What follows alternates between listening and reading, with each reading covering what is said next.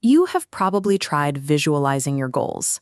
You have repeated the affirmations, built the vision boards, and tried to think positive thoughts. And yet, the same patterns keep repeating, leaving you exhausted, wondering why your reality isn't budging. This happens because we approach the universe as a mechanical system made of solid, stubborn objects. When we want something to change, we tense up and try to push, manipulate, and force those objects into new positions. Physics paints a completely different picture.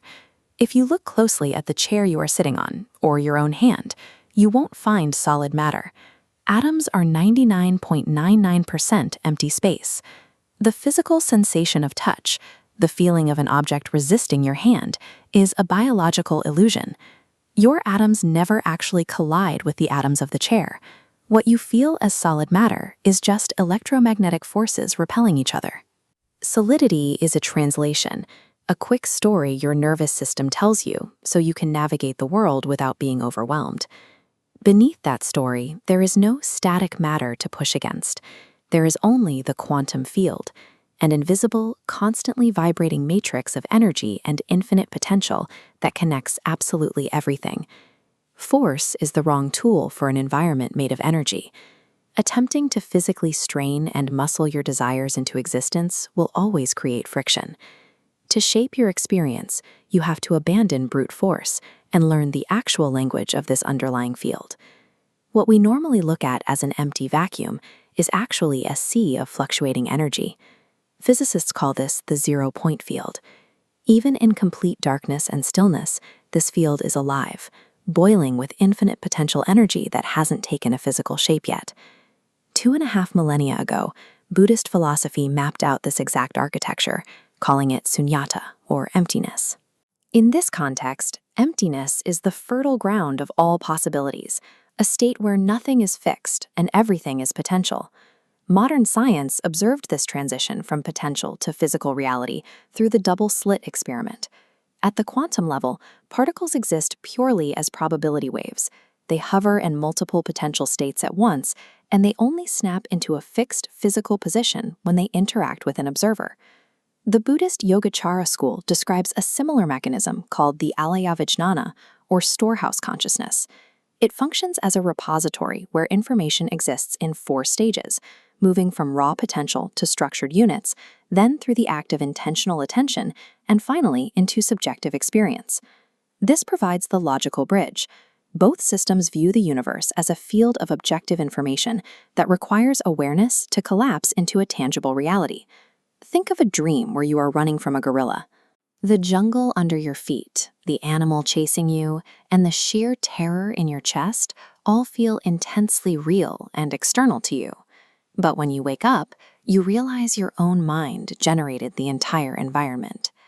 Waking reality operates on a similar participatory principle. We are active co-creators whose very consciousness is required to collapse infinite potential into the physical reality we experience. If your awareness shapes reality, why doesn't your life change when you focus really hard on what you want?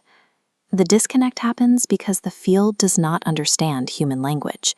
It responds to your internal state, not your surface-level wishes or forced optimism. The field reads coherence, the total alignment of your conscious thoughts, your nervous system, and your deep emotional baseline.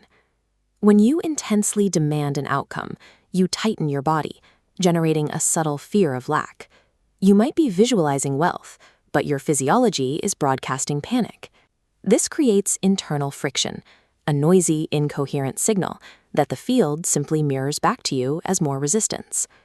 Physicist Wojciech Zurek explains that the environment acts as a witness, reinforcing only the most stable and consistent information until it becomes a fixed reality. This is the mechanical core of karma. It is a process of resonance, where your most stable internal templates, the states you inhabit most often, are the ones that survive and stabilize into your material world. It works exactly like a radio. You cannot force it by yelling at the speaker or wishing for it. You must turn the dial and tune your receiver to the exact frequency of the broadcast. The universe is a flawless, non-judgmental mirror.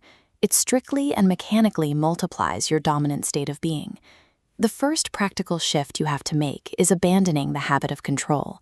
When you constantly brace yourself for things to go wrong, your nervous system learns that life is a threat. That underlying mistrust creates a chronic physical tension, which distorts your signal before it ever leaves your body. Dropping the mental chatter is not just about relaxation. Silence has tremendous informational power. When you stop loudly narrating every fear and strategy, you remove the internal interference. That quiet space allows your nervous system to recalibrate and actually process what is happening around you. In that quiet, you will find that emotions are active data points, the primary energetic language your biology uses to communicate with the field. They signal the quality of your internal resonance long before a thought even forms. When you suppress a feeling or fake positivity, you scramble that communication. True emotional honesty, simply observing a sensation in your body without judging it, relieves that tension. It restores the physical coherence necessary for energy to flow efficiently. Manifestation is the daily practice of achieving radical internal clarity, so the quantum field can finally respond to a clean, unobstructed signal. There is one final illusion that keeps us stuck in a loop of exhaustion: the belief that we are isolated individuals who must work hard to reach out and connect to the universe. Physics dismantled that idea through quantum entanglement. Particles that have interacted remain linked, instantly mirroring each other across vast distances. Albert Einstein called this spooky action at a distance. It reveals that at a fundamental level, space does not separate us. We are physically entangled with the fabric of everything. Think of a wave rolling toward the shore. A wave never has to try to connect to the ocean. It is made entirely of the ocean's water. Stop fighting reality in an attempt to prove you belong in it. Drop the tension. When you simply change your internal frequency and hold that state, you allow the ultimate mirror to naturally reorganize itself around you.